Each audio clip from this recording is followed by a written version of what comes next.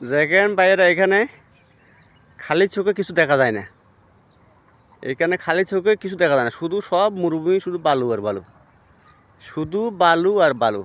ঠিক আছে, দেখেন আপনাদেরকে আমি এখানে এখন বালুর ভিতরে একটা জিনিস দেখাবো। ঠিক আছে, বালুর ভিতরে একটা জিনিস দেখাবো। এইখানে একজন বাঙাল কীভাবে থাকে। একজন বাঙালি দেখেন, দেখেন আমি জুম করে দেখা যাচ্ছে। দেখেন দেখেন এ দেখেন একটা ঘর আছে এখানে। একটা ঘর, দেখেন একটা ঘর দেখা যায়, শুধু একজন মানুষ। দেখেন শুধু একজন মানুষ এখানে, অনেক দূর আমার এখান থেকে কম এখন বড় 2-3 কিলোমিটার দূর হবে। আমরা এখান থেকে 2 কিলোমিটার দূর হবে। দেখেন একটা গরম দেখতে, কিন্তু আশেপাশে কেউ নাই। দেখেন অনেক দূর আমার থেকে, কিন্তু ক্যামেরা ক্যামেরা জুম করে দেখা যায়।